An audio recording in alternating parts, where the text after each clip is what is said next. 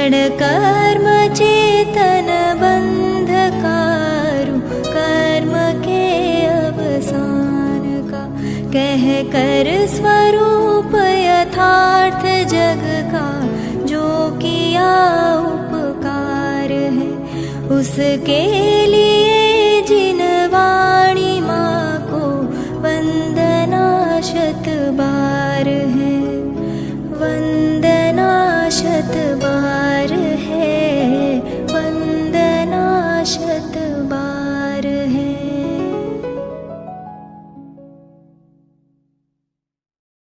सप्ताह के अंत में 2 दिन हम आप लोग जिन आध्यात्मिक वैराग्य प्रेरक स्तुति स्तोत्र साहित्य के साथ साथ आधुनिक कवियों की जो प्राचीन रचनाएं हैं अथवा आधुनिक रचनाएं हैं, उनके ऊपर अध्ययन स्वाध्याय और रसास्वाद का साहित्य का आनंद हम आप लोग लेते हैं। साहित्य संगीत कला विहीन साक्षात पशु पुच्छ विषाणहीन, ऐसा संस्कृत में एक सुविचार आता है।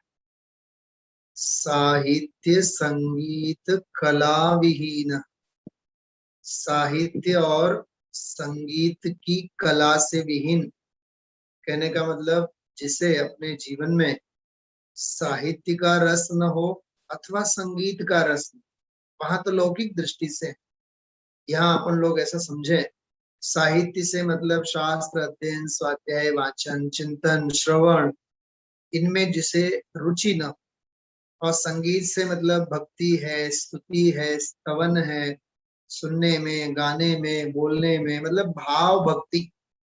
साहित्य में बुद्धि पक्ष विशेष प्रबल होता है और संगीत में हृदय पक्ष विशेष प्रबल होता है।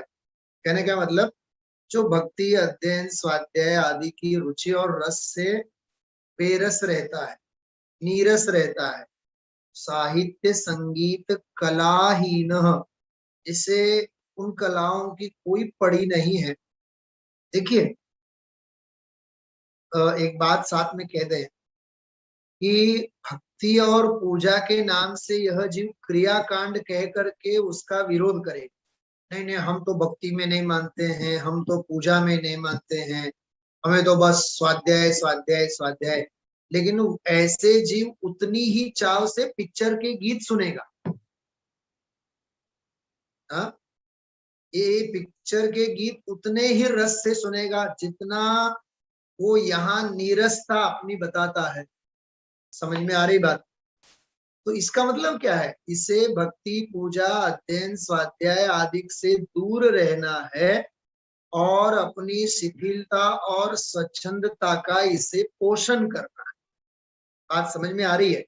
अरे साहित्य संगीत कला विहीन, साहित्य और संगीत की कला से जो विहीन है, जिसे स्वाध्याय का रस नहीं, जिसे सुनना सुहाता नहीं है, जिसे पढ़ना सुहाता नहीं है, जिसे वांचन नहीं सुहाता है, जिसे स्वाध्याय प्रवचन नहीं सुहाते हैं, जिसे भगवान की भक्ति नहीं सुहाती है, उनको क्रियाकांड के नाम से उनके प्रति अपने मन के द्वेष विद्वेष को जाहिर करता है और विषय भोगों आदि में तो अपना पूरा रस उसको पड़ता है।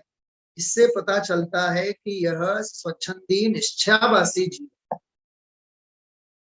उन क्रियाओं में धर्म माने वो तो व्यवहाराभासी की बात, लेकिन सत्क्रियाओं का अपनी निष्ठुर परिणामों के कारण जो निषेध करता है, उसका हृदय भीगा हुआ नहीं है। अरे पद्म ब्रह्मधारी देव कहते हैं नियम सार में, हमारा मन तो हमारे श्री मुख से तो परमागम का मकरंद झर रहा है, इसलिए हम नियम सार की टीका कर रहे हैं। सोचो, परमानंद के रसास्वाद से हमारे श्री मुख से मानो मकरंद झर रहा है। क्या मतलब महिमा की बात है भाइयों। कहने का मतलब ये है, हमारा हृदय भी तत्व ज्ञान से और हमारा चित्त भी तत्व ज्ञान से भरा पूरा होवे, तो यह रस परिपाक हम आप लोगों को इन तत्वों में और इन विषयों में हो सकता है। इस रूप से हम आप लोगों ने जो अभी बहुत सुंदर, जितनी बार भी सुनो उतना कम लगता है, जो पद हम आप लोगों ने अभी सुना, जिसमें ये बात कही गई थी, आज अद्भुत छवि निज निहारी, भाव दूर भगे सब विकारी। दो ही अंतरा हम आप लोगों ने आज लिया है, फिर दो अंतराएं हैं वो बाद में लेंगे अपन लोग।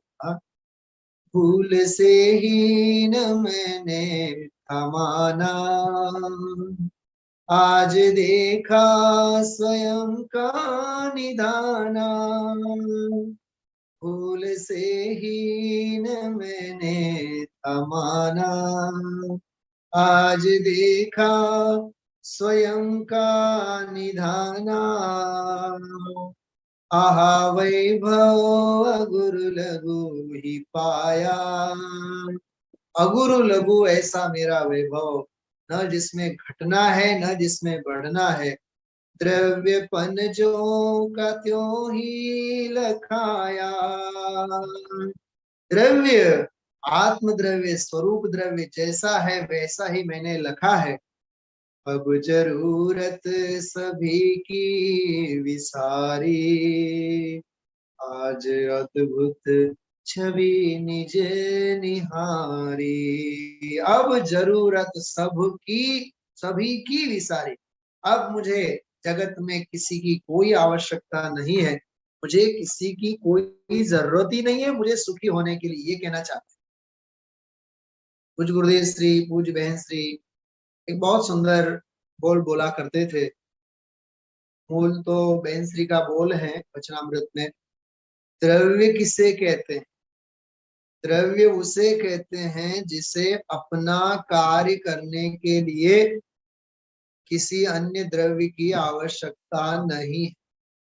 अरे मुझे आत्म कल्याण करने के लिए किसी की आवश्यकता नहीं, मुझे मेरा भला करने से दुनिया में कोई नहीं रोक सकता है, ये बात है। अब जरूरत सभी की विसारी, अब हर एक की, मुझे न निमित्तों की आवश्यकता है, न मुझे पुण्य पाप के उदय की आवश्यकता है। कर्म अनुकूल रहे तो मैं मेरा आत्म कल्याण करूं, ऐसा नहीं है। संयोग मुझे मिले, सुविधाएं मुझे मिली तो मैं मेरा करूं, ऐसा नहीं है। ये भाव छुपे हुए हैं इस निर्ग्रंथ भावना के अंतर। मुझे ये कहना है, निर्ग्रंथ भावना में द्रव्य कर्म से छूटो, भाव कर्म से छूटो, जगत के संयोगों से अलग थलग हो जाओ, अरे अपने पुण्य पाप के परिणामों से अलग थलग हो जाओ। मैं एकाकी एकत्व लिए सब ही आते, तन धन को साथी समझा था, पर ये भी छोड़ चले जाते। सबसे हटने की भावना। बेन श्री अपने पूज्य गुरुदेव श्री के काल में एक बोल बहुत प्रसिद्ध था, जो एक आदि सागर जी थे, दक्षिण भारत के एक क्षुल्लक, गुरुदेव श्री के पास मतलब सोनगढ़ वो जब विहार करते करते गए, तब उन्होंने गुरुदेव श्री का सुना, बहुत प्रसन्न हुए, 7-8 दिन वहां रुके। और उसके बाद गुरुदेव श्री बार बार वात्सल्य से पूछा करते थे कि भाई समझाए छे, ये बातें समझ में आती हैं, तो उनका थोड़ा क्षय कम होगा, लेकिन बुद्धिशाली तो थे ही। आदि सागर, क्षुल्लक आदि सागर। मालूम उन्होंने क्या कहा? बस आप जो बताते हैं उसका हमें सार इतना समझ में आता है, पर से खस स्व में बस, इतना कर तो बस।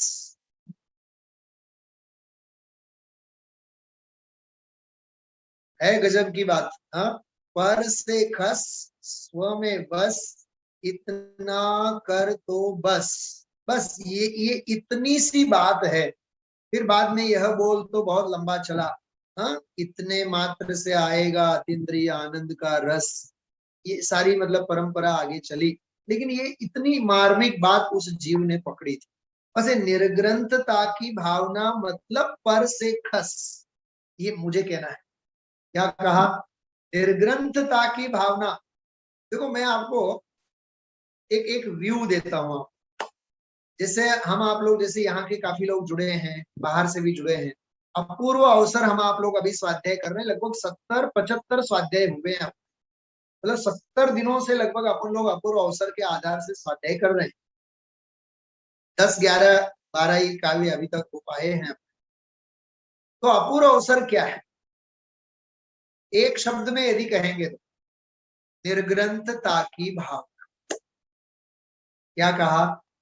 अपूर्व अवसर अर्थात निर्ग्रंथता की भावना। इसके अलावा कुछ नहीं। समझाय छे? बधाने ख्याल में आवे छे? हाँ, अपूर्व अवसर अर्थात निर्ग्रंथता की भावना, बस।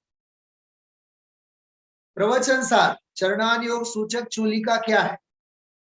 प्रवचन सार चरणानुयोग सूचक चूलिका 200 नंबर से लेकर के पूरे 273 नंबर तक की गाथा थी कि सारा का सारा चरणानुयोग सूचक चूलिका निर्ग्रंथता की भावना।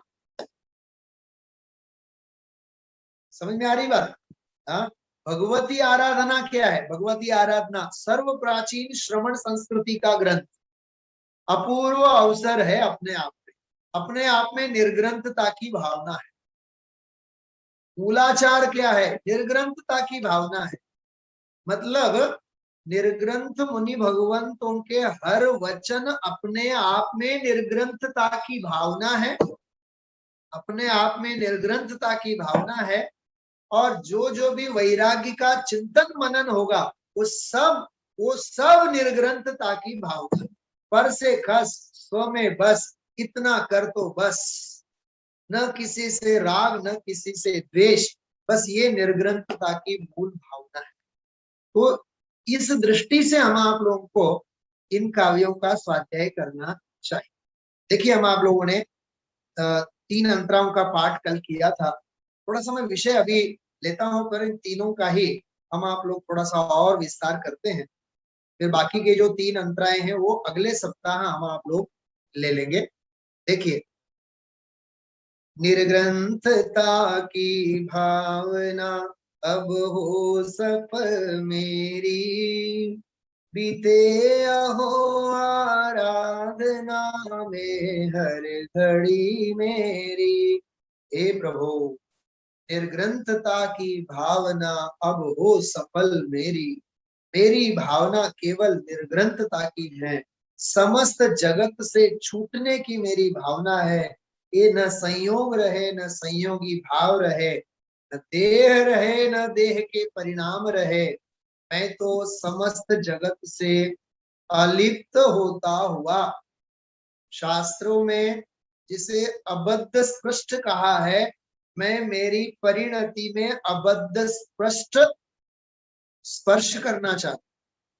मेरा त्रिकाल स्वभाव द्रव्य कर्म भाव कर्म नो कर्म आदि से अबद्ध और अस्पृष्ट है। मेरी परिणति में राग और द्वेष का स्पर्श है, वो स्पर्श छूटे और परम वीतराग स्वभाव का स्पर्श। ऐसा मेरी परिणति में, अपनी अपनी परिणति में जगत से छूटो, ऐसे श्रीमद जी का शब्द है। बहुत सुंदर बोल है। हे कर्म उदय, हे वर्गणा, हे संघ। संघ मतलब ये परिवार, संघ मतलब समाज, संघ का दुनिया के लोगों, चेतन अचेतन परिग्रह। हे संघ उदय। क्या कहा? हे संघ उदय, हे कर्म उदय, हे वर्गणा। હવે તમે શા માટે अंतराय करो छो? आप हमें इसलिए अंतराय कर रहे हैं, हम हमारे स्वरूप में लीन हो रहे हैं। शांत हो जाओ, शांत हो जाओ, शांत। हमें शांत थाओ, शांत थाओ, शांत। हमें हमारा स्वरूप में लीन થઈ રહ્યા છે। ये भी निर्ग्रंथता की।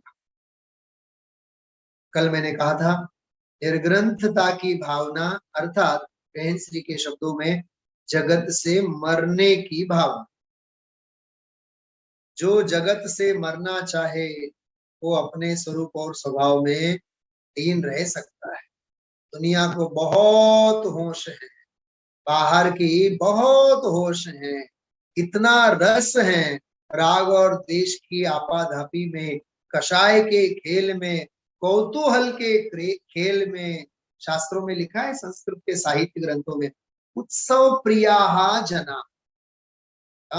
इस जीव को नॉर्मल स्वाध्याय होता है, उतना स्वाध्याय में रस नहीं होता है। इसे उत्सव कुछ होवे ना, बस उत्सव होना चाहिए इसको, कुछ प्रसंग विशेष होवे, उसमें इस जीव को रस। देव पूजा गुरु पास्ती स्वाध्याय संयम तपः, सारी धरी की धरी रह जाती है भाई। अरे तेरे लिए तो हर स्वाध्याय उत्सव है, महोत्सव है। केवल ज्ञान कल्याणक होता है पंच कल्याणकों में, उसी दिन दिव्य दिव्य ध्वनि कीर्ति है ना। देशना कब कीर्ति है? केवल ज्ञान कल्याणक के दिन कीर्ति। तो आप सोचो तो सही, ये स्वाध्याय क्या है हमारे लिए? केवल ज्ञान कल्याण का उत्सव है। तो हमारे लिए जब भी स्वाध्याय करें तब हमारे लिए तो केवल ज्ञान का महोत्सव है। लेकिन हमने उसको रूटीन के रूप में, एक सामाजिक प्रवृत्ति के रूप में हम लोगों ने उसको अपना लिया है, इसलिए उन स्वाध्याय की प्रक्रियाओं की हमें इतनी महिमा नहीं आती। हाँ, हमें उत्सव के रूप में कुछ होवे तो, हमें फिर विशेष कुछ कार्यक्रम होवे तो हमें उसमें आनंद आता।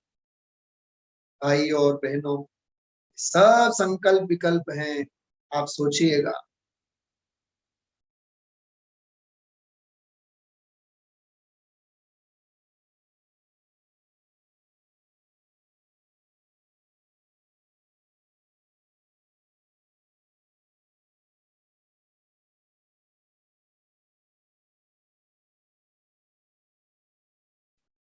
तो निर्ग्रंथता की भावना के अंतर्गत हमारे हर क्षण हर पल को उत्सव के रूप में हमें मनाना चाहिए, और बहुत हृदय पूर्वक आनंद पूर्वक हम आप लोगों को इसे सुनना समझना चाहिए। देखिए, निर्ग्रंथता की भावना अब हो सफल मेरी, बीते अहो आराधना में हर घड़ी मेरी। भावना प्रसंगोपात नहीं होती है, भावना निरंतरता का नाम।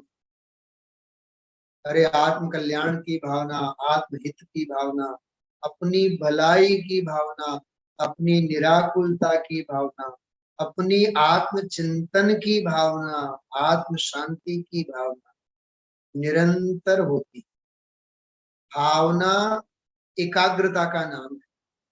उदय श्री भावना शब्द का हमेशा अर्थ करते हैं एकाग्रता, स्वरूप की एकाग्रता। नहीं, हमें सुनने की तो भावना बहुत है, ये विकल्प का नाम भावना नहीं है। ऐसी तो न जाने भावना अनंत बार हो चुकी है। भावना मतलब उसमें जुड़ जा, भगवत के मार्ग में लगे रहना, इसका नाम भावना। क्या कहा? भगवत मार्ग में लीन होना, इसका नाम भावना। इतनी सुंदर, बीते अहो आराधना में हर घड़ी मेरी। एक दूसरी बात, पहले अंतरा में एक बहुत मार्मिक बात कही थी, अनादि काल से मैंने विराधना की है, तत्व की महिमा मुझे नहीं आई है, आत्मा की महिमा मुझे नहीं आई है, उसके फल में मैंने अनंत दुख भोगे। आत्म विस्मरण ही मरण है और आत्म संस्मरण ही जीवन है। क्या कहा मैंने? याद रहेगा वाक्य? जीवन भर याद रखने लायक वाक्य ही है। आत्म स्मरण ही जीवन है और आत्म विस्मरण ही मरण है। और जिसके जीवन में आत्म विस्मरण रूपी मरण होता है, वो निरंतर अनंत भाव मरण करता है। आत्मस्मरण ही जीवन है, आत्म विस्मरण ही मरण, करके विराधन तत्व का बहु दुख उठाया, आराधना का यह समय अति पुण्य से पाया। देखिए कल भी शायद मैंने इशारा किया था, स्वाध्याय के अवसर का मिलना ये कोई सामान्य प्रक्रिया नहीं है।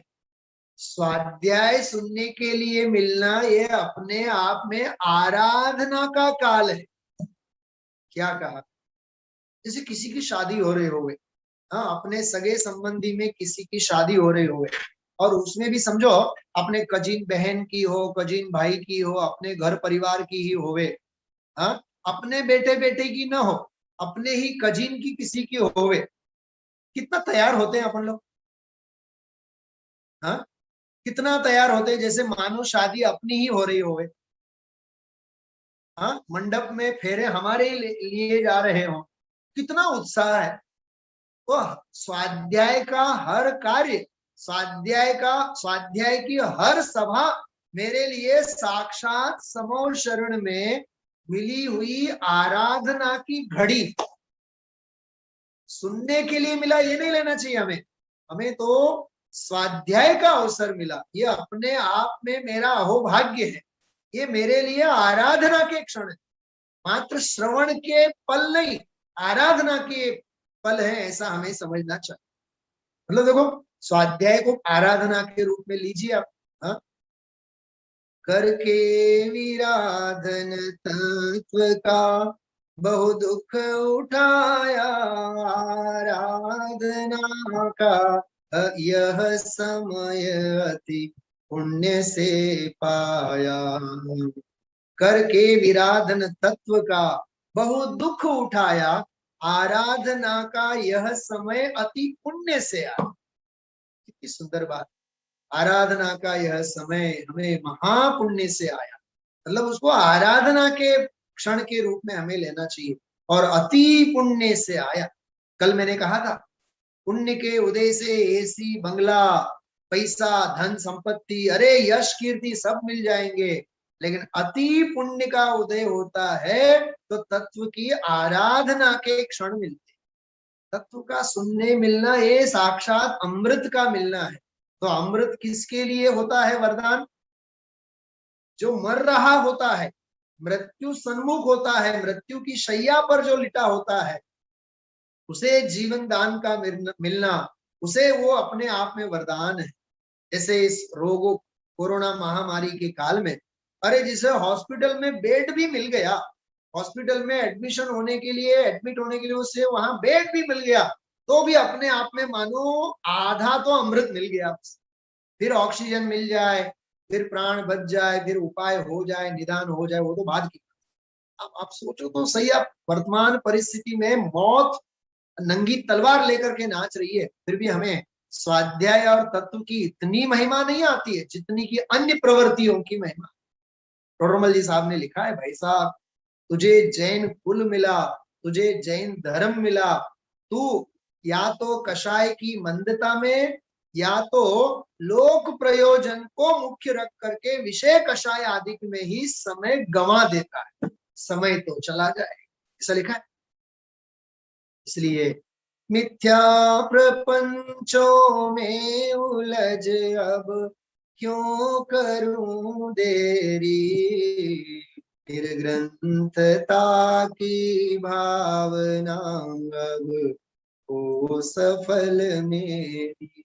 अरे मिथ्या प्रलाप है, मिथ्या प्रपंच है, ये जगत की कथाएं, जगत की विकताएं, गोष्ठी कथा कौतूहल विघटे, मन पंछी मर जावे, जब निज आत्म अनुभव आवे।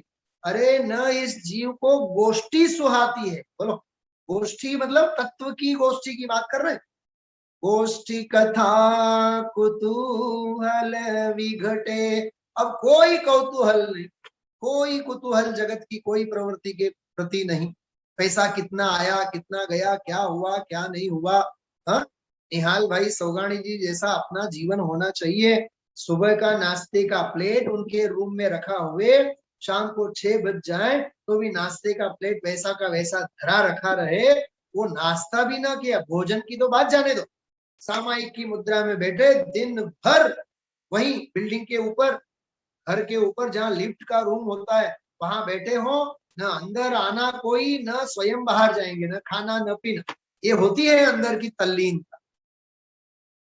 गोष्ठी कथा कुतूहल विघटे, मन पंछी मर जावे, जब निज आत्म अनुभव आवे, मिथ्या प्रपंचों में उलझ अब क्यों करूं देरी। अरे देर तो अनादि से हुई है, अब मैं क्यों देर करूं। इस प्रकार से बहुत सुंदर भावना, निर्ग्रंथता की भावना यहाँ पाई।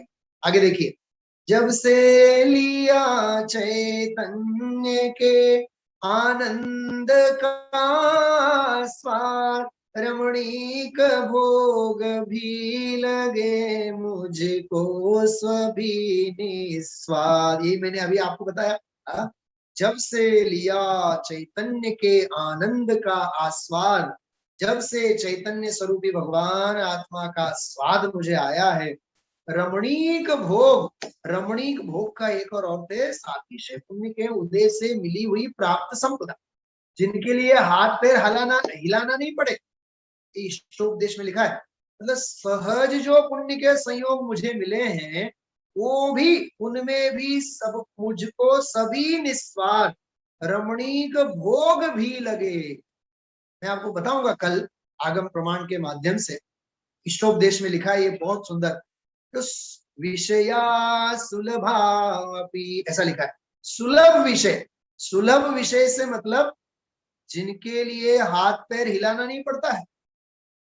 जैसे कई पैसे वाले होते हैं, तीसरी चौथी पीढ़ी को तो एक पाई भी कमाने की आवश्यकता नहीं होती है, 7 पीढ़ी खाएं बैठे बैठे तो भी खूटे नहीं, फिर भी चल रहे हैं, लगे रहे बस। इसका मतलब क्या है, पुण्य के उदय को भोगना भी नहीं आता है जी, क्योंकि कर्म धारा के संस्कार अनादि के, स्वाभिमान, हम कमाएंगे और हम खाएंगे। भाई समझने जैसी बात है कि जीव की धारा कहाँ चली जा रही है। जब से लिया चैतन्य के आनंद का स्वाद, रमणीक भोग भी लगे मुझको सभी निस्वार्थ, ध्रुव धाम की ओर दौड़े परिणति मेरी, निर्ग्रंथता की भावना अब हो सफल मेरी। जब से हमने आत्मरस का स्वाद लिया है, जब से चैतन्य भगवान आत्मा की बात कानों में पड़ी है, मानो कानों में, समय सार में अमृत चंद्राचार्य देव ने ऐसा लिखा, मानो कानों में अमृत घोला जाता है। दिव्य ध्वनि का योग मिलना, ये मानो कानों में अमृत घोला जाता है। सुंदर बात है, इतनी सुंदर रूपक शास्त्रों में आते हैं कि ऐसे रमणीक भोग भी हमारे लिए अब निस्वाद लगते हैं और हमारी परिणति ध्रुवधाम स्वभाव की तरफ भी दौड़ती है। ऐसी मेरी परिणति निरंतर दौड़ती रहो, दौड़ती रहो, दौड़ती रहो, ध्रुवधाम की ही ओर दौड़े परिणति मेरी, बीते अहो आराधना में घड़ी मेरी, निर्ग्रंथता की भावना अब हो सफल मेरी, बीते अहो आराधना में घड़ी मेरी, घड़ी मेरी। चलिए, बस 2 अंतरा 2 छंदों के आधार से हम आप लोगों ने आज फिर एक बार चिंतन मनन किया। ऐसी निर्ग्रंथता की भावना हम आप लोग निरंतर भाएं। इसी मंगल भावना के साथ मैं विराम लेता हूं।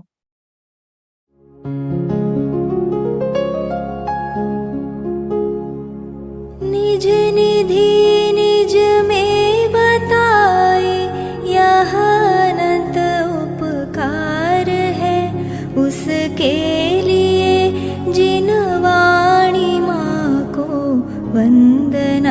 शत बार है, वंदना शत बार है, वंदना शत बार है।